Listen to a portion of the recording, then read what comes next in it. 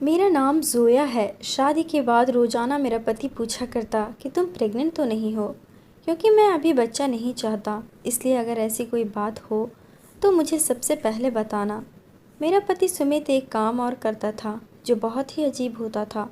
वह रोज़ शाम को मुझे अपने साथ एक वीरान जगह में ले जाता। वहाँ चारों तरफ सन्नाटा छाया होता। वहाँ एक बड़ी सी हवेली बनी हुई थी।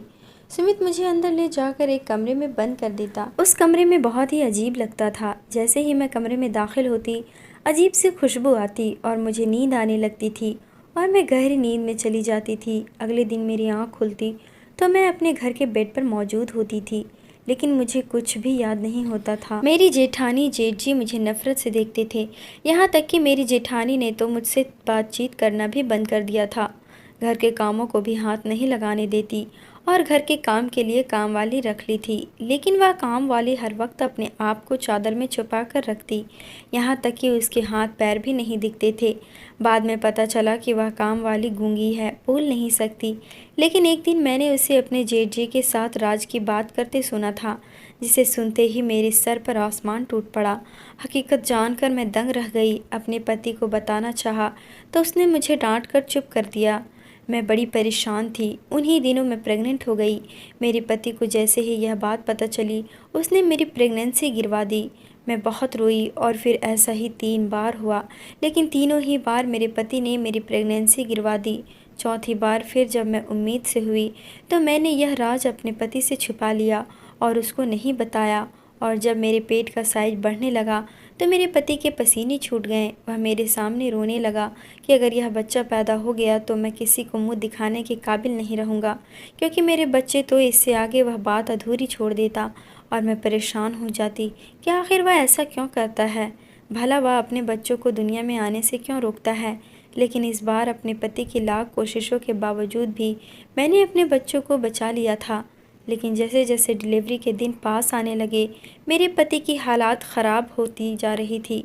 और फिर जैसे ही डिलीवरी का दिन आया तो डॉक्टर ने जैसे ही बच्चा मेरे गोद में दिया, मैं चीखे मार मार कर रोने लगी, क्योंकि वह बच्चा तो मेरा नाम ज़ोया है। मैं 18 साल की थी। मैं हरियाणा के छोटे से गांव की रहने वाली हूँ। मेरी शिक्षा 10वीं क्लास तक ही हो पाई थी। मुझे पढ़ने का बहुत शौक़ था। मेरी माँ भी काफ़ी पढ़ी लिखी थी, पर बाबा अनपढ़ थे। बाबा का अपना कपड़े का दुकान था। मेरे माँ बाप में बहुत मोहब्बत थी, लेकिन उसके बावजूद भी दोनों में लड़ाई झगड़े होते रहते थे। मेरे बाबा एक ऐसे ख़ानदान से संबंध रखते थे जिसके कुछ अपनी पुराने ज़माने की रस्में थी, उसूल थे, जो मेरी पढ़ी लिखी माँ को बिल्कुल भी पसंद नहीं थी। लेकिन बाबा अपने ख़ानदान की रस्मों के ख़िलाफ़ अम्मा को नहीं जाने देते थे। उनका कहना था कि हमारे बड़े बूढ़ों ने बहुत सोच समझकर यह रस्म व रिवाज बनाए थे, जिन्हें तोड़कर पाप के भागीदार नहीं बनेंगे। लेकिन मेरी माँ को यह रस्म व रिवाज समझ नहीं आते थे। ऐसे रस्म व रिवाज का क्या मतलब है जिनका धर्म से भी कोई लेना देना नहीं था। फिर भला इस रस्म व रिवाज की क्या ज़रूरत थी। लेकिन बाबा इस रस्म व रिवाज से इतने जुड़े हुए थे कि इन रस्म व रिवाज के आगे उन्हें अपने बच्चे भी दिखाई नहीं देते थे। और बाबा ही नहीं, उस ख़ानदान का हर एक मर्द इन रस्म व रिवाज को अपनी जान से भी ज़्यादा बढ़कर निभाता था। एक तो उनके ख़ानदान का यह रिवाज था कि बेटी की शादी ख़ानदान से बाहर नहीं होगी। अगर बेटी की शादी होगी तो वह ख़ानदान के ही किसी लड़के या मर्द से होगी।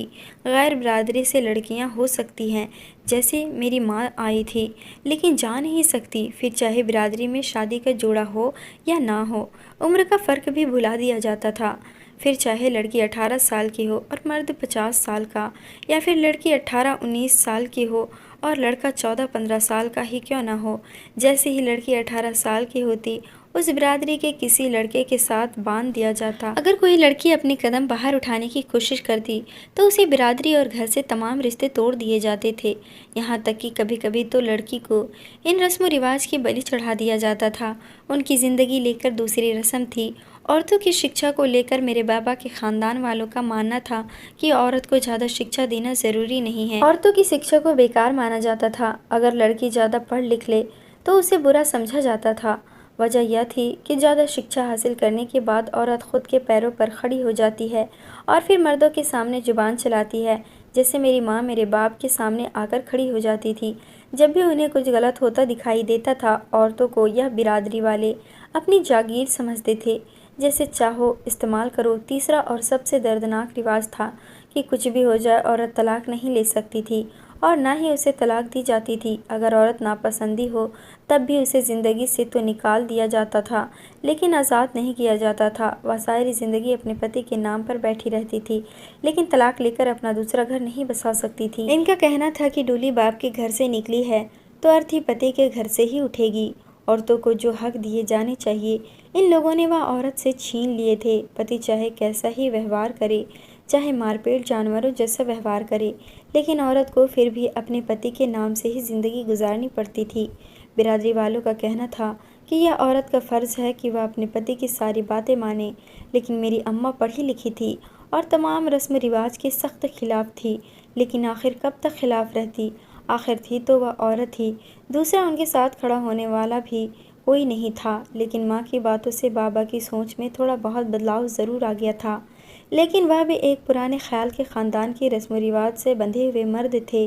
ख़ानदान वालों की नाराज़गी लेकर उन्होंने मुझे 10वीं क्लास तक पढ़ाई करा दी थी, लेकिन उसके बाद मेरी अम्मा ने लाख कोशिश की, लेकिन उन्होंने मुझे आगे नहीं पढ़ाया और मेरे 18 साल होते ही मेरा रिश्ता अपने दोस्त के बेटे से तय कर दिया, जो 32 साल का था और बिल्कुल जाहिल और अनपढ़ था, गुस्से का तेज और इतना बदतमीज़ कि जो भी उसको देखता अपने कानों पर हाथ रख लेता था।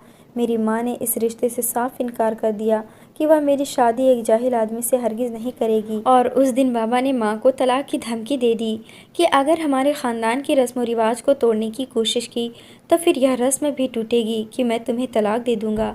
यह सुनते ही अम्मा के साथ साथ मैं भी दंग रह गई थी। यहाँ पर जाकर अम्मा कमज़ोर पड़ गई और फिर बाबा की ही मर्जी चली और 2 महीने में ही धूमधाम से मेरी शादी बाबा के उस जाहिल और बदतमीज़ दोस्त के बेटे से हो गई। मेरे पति का नाम सुमित था। देखने में तो काफ़ी अच्छा था, लेकिन वही पुरानी सोच का मालिक था जिस सोच के मेरे बाबा थे। शादी की पहली रात मैं दुल्हन बनी बैठी थी, काफ़ी डरी सहमी हुई थी जब कमरे में सुमित आया और मुझे बहुत नरमी से और मोहब्बत से बात की। मुझे शादी की पहली रात का गिफ्ट भी दिया और मुझसे बातें करने लगा और फिर मुझसे बोला कि हम अच्छे दोस्त बनकर रहेंगे। मैं उसकी ऐसी बातें सुनकर हैरान रह गई कि मैं तो उसके बारे में बहुत ही गलत सुन रखा था, लेकिन फिर मैं खुश भी हो गई। मेरा सारा डर अब गायब होने लगा था। मैंने सुमित की तरफ दोस्ती का हाथ बढ़ा दिया। हम कुछ देर बैठकर बातें करते रहे। जब सुमित ने ऐसी बात बोली जिसे सुनते ही मैं दंग रह गई। सुमित ने कहा कि अब हम बेस्ट फ्रेंड हैं, तो तुम मुझे अपनी सारी बातें बताओगी, छोटी से छोटी भी और बड़ी से बड़ी भी। मैंने कहा ठीक है। फिर सुमित ने आगे कहा कि जब हम अच्छे दोस्त बन ही गए हैं तो हम एक दूसरे की सारी बातें भी मानेंगे। मैं जो बोलूँगा वह तुम खुशी खुशी मानोगी और हमारे बीच कोई भी राज किसी को नहीं बताएगा। मैं मान गई। फिर वह मुस्कुराया और बोला, जब भी तुम प्रेग्नेंट हो तो यह बात सबसे पहले मुझे ही बताओगी। वैसे तो मैं पूरी सावधानी रखूँगा, लेकिन फिर भी किसी तरह तुम प्रेग्नेंट हो जाओ तो मुझे ज़रूर बताओगी और जब तक मैं नहीं कहूँगा किसी और को नहीं बताओगी। सुमित की बातें सुनकर मैंने शर्म से चेहरा झुका लिया। मैंने सुमित की सारी बातें मानने का वादा किया। सुमित ने प्यार से मेरे हाथों को थाम लिया और मुझसे वादा किया कि मैं पूरी ज़िंदगी तुम्हें खुश रखूँगा, तुम्हें कोई तकलीफ़ नहीं दूँगा। मैं भी खुश हो गई और उसके सीने से लग गई। उसके बाद सुमित मेरा बहुत ख्याल रखता था, मुझे खुश रखने की कोशिश करता, लेकिन एक बात रोज़ कहता कि अगर तुम्हें ऐसा महसूस हो कि तुम प्रेग्नेंट हो तो सबसे पहले मुझे ही बताना, मेरे अलावा किसी को नहीं। मैं कहती तुम इतना परेशान क्यों हो, हम सावधानी बरत रहे हैं, ऐसा नहीं होगा। मुझे हैरत होती कि इतनी सावधानी रखने के बावजूद भी सुमित इतना परेशान क्यों रहता है। मेरी प्रेगनेंसी को लेकर वह बहुत डरा हुआ होता था, लेकिन फिर भी मैं सुमित के साथ बहुत खुश थी क्योंकि वह मेरा बहुत ध्यान रखता था। लेकिन एक बात जो उस घर में बहुत ही अजीब थी, मेरा पति हर रोज़ शाम को मुझे अपने साथ बाहर लेकर जाता, यह कहकर कि चलो बाहर घूमने चलते हैं, और घर से काफ़ी दूर एक सुनसान जगह पर ले जाता जहाँ पर एक कमरा था, वहाँ ले जाकर छोड़ देता। वह कमरा बहुत ही पुराना बंजर सा था, लेकिन अंदर से बहुत ही खूबसूरत था। उस कमरे में जाते ही मुझे नींद आने लगती और कुछ ही देर में मैं सो जाती और फिर मुझे कुछ याद नहीं रहता। और जब अगले दिन मेरी आँख खुलती मैं अपने घर में मौजूद होती, मेरी जेठानी मुझे अजीब सी नज़रों से घूरती रहती। पहले तो वह मुझसे बहुत ही मोहब्बत करती थी, बहुत ही अच्छे से पेश आती थी, लेकिन अब तो बस गुस्से से घूरती रहती थी। मेरे जेठ जी ने भी मुझसे बातचीत करना बंद कर दी थी।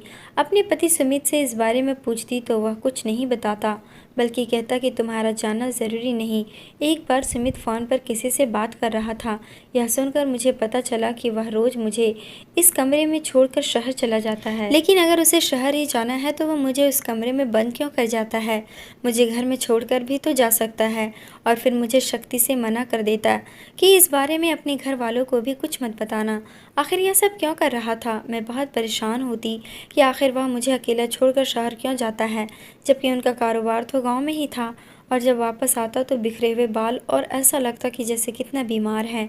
मैं पूछती क्या हुआ तो वह भड़क जाता। उसका गुस्सा देखकर मैं डर जाती। लेकिन जब मेरे जेठ जी ने पूछा कि सुमित क्या तुम शहर गए थे, तो वह साफ इनकार कर देता, जिस पर मेरे जेठ जी भी भड़क जाते और दोनों भाई में बहस हो जाती। मेरी सास इस दुनिया में नहीं थी। मेरे ससुर दूसरी शादी करके वह दूसरे घर में रहते थे। घर में यही सब कुछ चल रहा था। उन्हीं दिनों मेरे जेठ जी ने घर पर एक काम वाली रख ली। यह देखकर मुझे धक्का सा लगा कि वह काम वाली किचन में काम, खाना पकाना वगैरह कर रही है, जबकि हमारी बिरादरी में किचन के काम सिर्फ घर की औरतें यानी पत्नी, बहन, बेटियां, बहू ही करती थी। तो फिर मेरे जेठ जी ने काम वाली कैसे रख ली? काम वाली को देखकर मेरी जेठानी ने तो बहुत ही बवाल मचाया था। फिर सारा इल्ज़ाम मुझ पर ही डाल दिया कि घर की यह हालात तुम्हारी वजह से हुई है। मैं बहुत परेशान हो गई थी। मेरे दिमाग में ख्याल आया कि ज़रूर कोई खिचड़ी पक रही थी, और ऐसी खिचड़ी थी जिसे घर की बुनियाद ही गिर जाएगी। वह नौकरानी हर समय अपने चेहरे को, यहाँ तक कि अपने पूरे शरीर को ही ढक कर रखती थी, अपने पैर तक को छुपा कर रखती थी। मेरी जेठ जी के अलावा किसी से कोई बात नहीं करती थी। ऐसा लगता जैसे वह गूंगी है, लेकिन मेरे जेठ जी के सामने ही उसकी ज़बान खुल जाती थी। मुझे अपने जेठ जी और नौकरानी पर शक होने लगा था। मैंने यही बात सुमित के सामने करना चाहा तो वह आग बबूला हो गया। लेकिन मैंने भी फैसला कर लिया कि अब ना तो मैं अपने पति के साथ उस कमरे में जाऊंगी जो घर से दूर वीरान जगह में है, ना ही अपने जेठ जी और उस नौकरानी को अकेला छोड़ूंगी। जब शाम के समय सुमित मुझे अपने साथ लेकर जाने लगा तो मैंने साफ मना कर दिया। मेरे मना करने पर सुमित का रंग गुस्से से लाल हो गया, लेकिन मैं नहीं मानी। फिर भी ज़बरदस्ती वो मुझे अपने साथ ले गया। मेरे लाख मना करने के बावजूद वह मुझे अपने साथ घसीट कर ले गया। अगले दिन जब मुझे होश आया, मेरा बुरा हाल था। पूरा शरीर दर्द कर रहा था, चक्कर भी आ रहे थे। मैं अपने बेड पर लेटी हुई थी। मुझे होश में आकर देखते ही सुमित ने मुझे अजीब सी नज़रों से घूरा। कहने लगा, कैसा महसूस कर रही हो? मैंने कहा, बहुत थका थका महसूस कर रही हूँ, चक्कर भी आ रहे हैं। उसने एकदम चौंक कर पूछा, कहीं तुम प्रेग्नेंट तो नहीं हो गई? उसके सवाल मुझे बहुत ही अजीब लगते थे। भला वह क्यों बार बार मेरे प्रेग्नेंट होने का पूछता था? और अगर पूछता भी था तो ऐसे क्यों, जैसे उसके पीछे उनका कोई बड़ा राज छुपा हुआ है। मैं खामोश होकर सुमित की तरफ देखने लगी। उसने जब दोबारा मुझे वही सवाल पूछा, अभी मैं जवाब दे भी नहीं पाई थी कि अचानक मुझे उल्टी आ गई और मैं बाथरूम में भागकर चली गई। सुमित भी मेरे पीछे आ गया। उसका चेहरा डर के मारे पीला पड़ गया था। ऐसा लग रहा था जैसे बहुत बुरा हो गया हो। मेरे बाहर निकलते ही वह बोला कि तैयार हो जाओ, हमें हॉस्पिटल जाना है। मैं बहुत हैरान हुई और मैंने कहा कि सिर्फ उल्टी ही तो आई है, पर वह मुझे ज़बरदस्ती अपने साथ ले गया। अस्पताल ले जाकर मेरा चेकअप करवाया। चेकअप के बाद डॉक्टर ने खुशखबरी सुनाई कि मैं प्रेग्नेंट हूँ। यह सुनते ही सुमित के हाथ पैर कांपने लगे। मैं अपने पति को देखकर हैरान और परेशान रह गई कि बच्चा होने की खबर पर तो उन्हें खुश हो जाना चाहिए था, फिर वह इतना डरे हुए क्यों थे? मैं यही सोच रही थी कि जब सुमित ने जो कहा उसे सुनते ही मेरे पैरों तले से ज़मीन निकल गई। सुमित ने मेरी प्रेगनेंसी मेरे रोने और मेरे मना करने के बावजूद गिरवा दी, पर पूछने पर बोले कि मैं मजबूर हूँ। मैं बहुत रोई कि भला कौन सी मजबूरी है जो अपने ही बच्चे को दुनिया में आने से रोक रहे हो आप। मैं बहुत तकलीफ़ में थी। अब मेरा पति मुझे अपने साथ उस वीरान वाले कमरे में नहीं ले जा रहा था, लेकिन अब मैं बस रोती रहती थी क्योंकि मुझे अपने प्रेग्नेंट होने की खबर से बहुत खुशी मिली थी, लेकिन मेरी खुशियों पर पानी फेर दिया था। मेरे हर वक्त रोने पर सुमित ने मुझे धमकी दी कि अगर तुमने यह बात किसी को बताई तो फिर मैं तुम्हें छोड़कर हमेशा के लिए चला जाऊंगा। मैं डर गई और फिर अपने बच्चे का ख्याल अपने दिल में ही दबाकर खामोश हो गई। लेकिन इसके बाद लगातार 1 साल के अंदर ही अंदर सुमित ने मेरी 3 बार प्रेगनेंसी और गिरवाई थी। अब तो मुझे सुमित से नफ़रत होने लगी थी, साथ ही साथ उसके घर वालों से भी नफ़रत होने लगी थी। मुझे अपने बाप से भी नफ़रत होती थी कि उसने मेरी शादी एक जाहिल गवार आदमी से कर दी। मैंने सबसे बात करना बंद कर दिया था, यहाँ तक कि अपने माँ बाप से भी बात नहीं करती थी। मैंने अपने आप को कमरे में बंद कर लिया था, हर वक्त रोती रहती। मेरी सेहत दिन ब दिन बिगड़ती जा रही थी। मेरा मन मुझे अंदर ही अंदर कचोटता रहता कि मैं अपने बच्चों को नहीं बचा सकी। एक दिन ऐसे ही लेटी हुई अपनी किस्मत पर रो रही थी। अचानक से मेरा मन बहुत घबराने लगा। सोचा उठकर थोड़ा बाहर टहल लेती हूँ। उठकर जाने लगी तो मुझे चक्कर आ गया।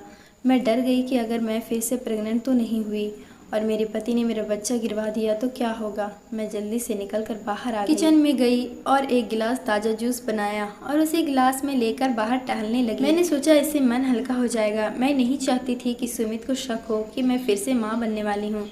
अभी मैं बाहर टहल ही रही थी कि मैंने अपने जेठ जी को नौकरानी के साथ कमरे में जाते देखा। मैं दंग रह गई क्योंकि मेरे जेठ जी जिस तरह छुपकर नौकरानी के साथ जा रहे थे मुझे बहुत ज़्यादा अजीब लगा। मैं भी खामोशी से उस नौकरानी के कमरे की तरफ बढ़ी ताकि देख सकूं कि दोनों इस तरह छुपकर क्यों जा रहे हैं। मैं कमरे के बाहर दरवाजे से कान लगाए खड़ी हुई थी जब अंदर से आई आवाज़ सुनी और जैसे जैसे मैं सुनती गई मेरे पैरों तले से ज़मीन निकलती गई। मेरे हाथ में जूस का गिलास था जो छूटकर नीचे गिर गया था। ऐसा लगा कि जैसे पूरे घर की छत मेरे ऊपर आ गिरी हो और उस छत ने मेरे शरीर को तोड़ दिया हो। इतना घटिया घिनौना काम मैं सपने में भी नहीं सोच सकती थी। ग्लास टूटने की आवाज़ पर मेरे जेठ जी और नौकरानी कमरे से बाहर आए, लेकिन राज मुझे पता चल गया था और उसके बाद मुझे अपने पैरों पर खड़ा रहना मुश्किल हो गया था कि मेरे साथ इतना सब कुछ हो गया और मुझे पता ही ना चला। मेरे जेठ जी और उस नौकरानी ने मुझे आगे बढ़कर पकड़ना चाहा, लेकिन मैं चीख पड़ी और फिर ज़ोर ज़ोर से रोने लगी। कमरे से मेरी जेठानी भी बाहर निकलकर हैरत से मुझे देखने लगी, लेकिन अगले ही पल जो हुआ उसे देखकर तो मेरी रूह कांप उठी। मैं ज़मीन पर गिर गई थी। मेरी जेठानी मुझे अपने साथ कमरे में ले गई। मेरे जेठ जी और वह नौकरानी भी कमरे में आ गए। मैं अपनी बर्बादी पर दहाड़े मार मार कर रो रही थी जब मेरी जेठानी ने मुझे गले से लगा लिया और फिर मेरे जेठ जी और नौकरानी ने सारी हकीकत खोलकर सामने रख दी। मेरी जेठानी ने मुझे कुछ बातें की और बहुत देर तक मुझे समझाया। तो फिर मैंने अपने पति से बदला लेने के बारे में सोचा। मैंने अपनी जेठानी और जेठ जी को सब कुछ बता दिया कि कैसे सुमित ने मेरी 3 बार प्रेगनेंसी गिरवाई है। मुझे वीरान कमरे में ले जाकर बंद कर दिया था, जिसे सुनकर मेरी जेठानी हैरानी से मुझे देख रही थी और फिर वह भी रोने लगी। उन्हें विश्वास नहीं हो रहा था कि सुमित इस हद तक भी जा सकता है। उसके बाद हम सब ने मिलकर नाटक करना शुरू कर दिया। मैंने और मेरी जेठानी जेठ जी ने सुमित को इस बार नहीं बताया कि मैं उम्मीद से हूँ, लेकिन समय गुजरने के साथ साथ जैसे जैसे मेरा पेट बढ़ने लगा मेरा पति परेशान हो गया और फिर मुझे ज़बरदस्ती अस्पताल ले गया और डॉक्टर से कहा कि मुझे यह बच्चा नहीं चाहिए, लेकिन डॉक्टर ने साफ मना कर दिया। कहा कि अगर अब बच्चे को गिराया तो आपकी पत्नी की जान जा सकती है। यह सुनते ही सुमित सर पकड़े हुए रोने लगा और बोला कि अगर यह बच्चा इस दुनिया में आ गया तो मैं किसी को मुंह दिखाने के काबिल नहीं रहूँगा। अपने पति की बात सुनकर मैं हैरान नहीं हुई थी क्योंकि मैं उसका राज जान चुकी थी, इसलिए खामोश रही और फिर गुजरते दिनों के साथ उसकी हालात और भी ख़राब होती चली गई। ज़रूरी काम का कहकर शहर चला गया और मैं सब कुछ जानते हुए भी बिल्कुल अनजान थी। जब मेरे डिलीवरी के दिन पास आए और मेरा पति भी शहर से वापस आया तो उसकी हालात भी काफ़ी ख़राब थी। वह कोई थका हुआ मुसाफिर लग रहा था और फिर वह दिन भी आ गया कि हमें अस्पताल जाना पड़ा। डॉक्टर ने मेरा चेकअप किया और आधे घंटे के बाद मेरी गोद में मेरा बच्चा लाकर रख दिया, लेकिन डॉक्टर ने बताया कि तुम्हारा बच्चा अंधा पैदा हुआ है और साथ ही साथ इस बच्चे का विकास नॉर्मल लोगों से अलग है। फ्यूचर में आपका बच्चा पागल बनकर पूरी ज़िंदगी गुजारेगी। यह सुनते ही सबके ऊपर एक मातम सा छा गया था और सुमित घुटनों के बल नीचे बैठकर ज़ोर ज़ोर से रोने लगा और मुझसे हाथ जोड़कर माफ़ी मांगने लगा। इसके साथ ही उसने अपने सारे पाप स्वीकार कर लिए। तभी उस नौकरानी ने भी अपने ऊपर से चादर उतार कर फेंक दी थी। उस नौकरानी को देखते ही मेरे पति के कदमों तले से ज़मीन निकल गई थी। वह वहीं ढेर होता चला गया क्योंकि वह नौकरानी नहीं बल्कि वह तो मेरे पति की पहली पत्नी थी। कुछ साल पहले सुमित अपने दोस्तों के साथ शहर घूमने के लिए गया हुआ था। पहाड़ों की वादियों में घूमते हुए उन्हें वहाँ एक लड़की मिली थी जिस कॉटेज में यह ठहरे थे। वह लड़की वहाँ खाना बनाती थी। वह लड़की बहुत सुंदर थी, बिल्कुल कश्मीरी सेब की तरह। जब मेरे पति को वहाँ पसंद आ गई। वह बहुत मासूम थी लेकिन इसके साथ ही समझदार भी। उसने मेरे पति को हद से आगे नहीं बढ़ने दिया, जबकि मेरे पति को उससे बहुत मोहब्बत हो गई थी। सुमित अपनी बिरादरी की रस्म रिवाज भी भूल गए थे और फिर नैनीताल की वादियों में ही उसके बाप से रिश्ते की बात करके उसे शादी कर ली। उस लड़की के बूढ़े बाप को भी ऐतराज नहीं था क्योंकि उन्हें तो अपने फर्ज से फ्री होना ही था। सुमित उन्हें पसंद आ गया, दिखने में स्मार्ट था। उस लड़की का नाम आभा था। उन्होंने आभा की शादी सुमित के साथ कर दी। शादी के 2 महीने तक आभा और सुमित एक साथ रहे। जब गांव से बुलावे पर उसे गांव जाना पड़ा, आभा से वापस आने का वादा करके वह गाँव चला गया। उधर आभा सुमित का इंतजार करती रही और इंतजार की सीमा हद से आगे बढ़ती चली गई, यहाँ तक कि आभा एक बेटे को भी जन्म दे दिया, लेकिन सुमित वापस नहीं लौटा। आभा को अपने नाम के साथ बांधे भी रखा। इधर सुमित बहुत परेशान था क्योंकि जज्बात में आकर इतना बड़ा कदम उठा तो लिया था, लेकिन यह बात बिरादरी में पता चली तो बहुत बुरा होगा और इसी बुज़दिली की वजह से वह छुप गया और उस लड़की को शहर में ही छोड़ दिया। बच्चा जब 3 महीने का हुआ तो मालूम पड़ा कि उसके दिल में सुराख है और ऑपरेशन ज़रूरी है, नहीं तो बच्चा नहीं बचेगा। आभा सोच चुकी थी कि मर जाएगी, लेकिन उस बेवफा इंसान के बारे में दोबारा नहीं सोचेगी। लेकिन अपने बच्चे को देखकर और उसकी जान बचाने के लिए तड़प उठी और फिर वह सुमित को ढूंढने की कोशिश करने लगी। भगवान ने कृपा की कि उसे सुमित का एक दोस्त मिल गया। वह पढ़ा लिखा लड़का था। उसे आभा के हालात पर दया आ गई और उसने आभा को सुमित के घर का पता बता दिया। आभा सुमित के बड़े भाई के सामने बहुत रोई और अपना बच्चा आगे कर दिया कि अब इसकी जिंदगी आप लोगों के हाथ में है। जब जेठ जी ने सुमित से पूछा था कि यह क्या लड़की सच कह रही है, तो उस समय डर के मारे सुमित आभा के साथ रिश्ते से मुकर गया और कहा कि वह इस लड़की को नहीं जानता, न जाने किसका पाप यह मेरी झोली में डाल रही है। बिरादरी वालों ने उस लड़की को घर से निकाल दिया और बहुत ही बेइज्जत किया। मेरी जेठानी ने भी अपने देवर पर ही विश्वास किया। जब उस लड़की ने अपने बच्चे को सीने से लगाकर रोते हुए सुमित को बद्दुआ दी कि अगर तुम झूठे हो और मैं सच्ची हुई तो भगवान करे तुम्हारी औलाद भी अपंग पैदा हो, किसी ऐसी बीमारी के साथ पैदा हो कि तुम खून के आंसू रो। लेकिन सुमित को उस समय अपनी इज्जत और बिरादरी का इतना डर था कि उसने आभा को अपनी पत्नी मानने से इनकार कर दिया। यहाँ तक कि इंसानियत के नाते भी उसे अपनी सगी औलाद पर दया नहीं आई। लेकिन पता नहीं क्यों मेरे जेठ जी को आभा पर कुछ विश्वास होने लगा था। जैसे ही आभा घर से बाहर निकली, मेरे जेठ जी ने अपने नौकर से उसे बुलवाकर खामोशी से उसे अपने नौकर के घर में छुपा दिया। उस बच्चे का DNA टेस्ट भी करवाया तो मालूम हुआ कि वह लड़की सच कह रही थी। उसके बाद मेरे जेठ जी ने उस बच्चे का इलाज करवाया, लेकिन आभा को और बच्चे को सबसे छुपा कर ही रखा, जिससे बिरादरी में उनकी इज्जत बनी रहे। इसलिए मेरी शादी सुमित के साथ करवा दी। लेकिन आभा की दी हुई बद्दुआ को लेकर सुमित बहुत ही डरा हुआ रहने लगा था। आभा के घर से जाने के बाद सुमित ने उसे ढूंढने की बहुत कोशिश की थी, लेकिन वह उसे नहीं मिली थी। वह रोज आभा को ढूंढने के लिए निकल जाया करता था, लेकिन जब मेरे जेठ जी ने उसे शहर जाने की वजह पूछी तो फिर वह कोई जवाब नहीं दे पाया और उसने इसका यह हल निकाला कि रोज मुझे अपने साथ लेकर जाता और अपने भाई से कह देता कि मैं जोया को उसकी अम्मा बाबा के पास ले जा रहा हूँ और फिर मुझे वीरान कमरे में ले जाकर बंद कर देता और मुझे नींद वाली दवा दे देता, जिससे कि मैं आराम से पूरी रात सोई रहती। खुद आभा को ढूंढने चला जाता। इसलिए मेरी जेठानी अब मुझसे नफरत करने लगी थी, क्योंकि उन्हें लगता था कि मैं रोज अपनी माँ के घर चली जाती हूँ। मैं घर बसाने वाली लड़की नहीं हूँ। उस दिन भी जब मैं जूस का गिलास लेकर अपने जेठ जी और कामवाली का पीछा करते हुए कमरे तक गई थी तो कमरे के अंदर से ऐसे ही आधी अधूरी सच्चाई सुनी थी। लेकिन आधी अधूरी सच्चाई सुनकर भी मैं पूरी बात समझ गई थी और जब मेरी जेठानी ने उस नौकरानी का चेहरा देखा तो वह भी सारी हकीकत समझ चुकी थी और मुझे भी सारी सच्चाई बता दी थी। मैंने उस लड़की से माफ़ी मांगी, अपने पति की वजह से नहीं बल्कि अपने अंदर पलते एक मासूम और नन्ही सी जान की वजह से, क्योंकि मैं नहीं चाहती थी कि उसकी बद्दुआ मेरे बच्चे को लगे।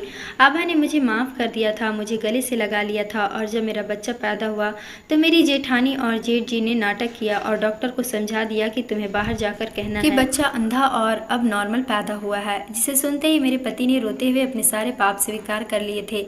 इस बात को साल गुजर चुका है, लेकिन बिरादरी के रस्म रिवाज अब भी वही है। मैं और आभा अब एक साथ मिलकर रहते हैं। आभा का बेटा 4 साल का हो चुका है और मेरा बेटा 1 साल का हो चुका है। हम दोनों बहनों की तरह रहते हैं और दोनों बच्चे आपस में भाइयों की तरह रहते हैं। हम दोनों मजबूर हैं। बिरादरी के पुराने रस्म रिवाज की भेंट चढ़कर तलाक नहीं ले सकते, लेकिन अपने पति को भी माफ़ नहीं किया है। मेरे बाबा भी अपने फैसले पर शर्मिंदा है। दोस्तों, ज़रूरी नहीं कि पुराने रस्म रिवाज हमारी भलाई के लिए ही हो। कुछ नुकसानदेही साबित होते हैं जिन्हें तोड़ देने में ही भलाई है। हमारे बुजुर्ग भी इंसान ही हैं, उनसे भी गलती हो सकती है। उस समय हालात को देखते हुए उन्होंने जो भी रस्म रिवाज बनाए थे वह उनके समय के लिए ठीक होंगे, लेकिन बदलते समय के साथ रस्म रिवाजों को भी बदलना पड़ता है। मैंने और आभा ने अभी तक सुमित को माफ़ नहीं किया है। वह रोज़ शहर से एक माफ़ीनामा भेजता है, लेकिन मेरा दिल उसे माफ़ करने का नहीं करता और ना ही आभा का, क्योंकि हम दोनों ने बहुत झेला है। दोस्तों, आप लोगों को क्या लगता है, क्या हम दोनों को सुमित को माफ़ कर देना चाहिए और उसे स्वीकार कर लेना चाहिए? कमेंट करके ज़रूर बताएं। आपको हमारी कहानी पसंद आई हो तो वीडियो को लाइक करें, चैनल पर नए हैं तो चैनल को सब्सक्राइब ज़रूर करें।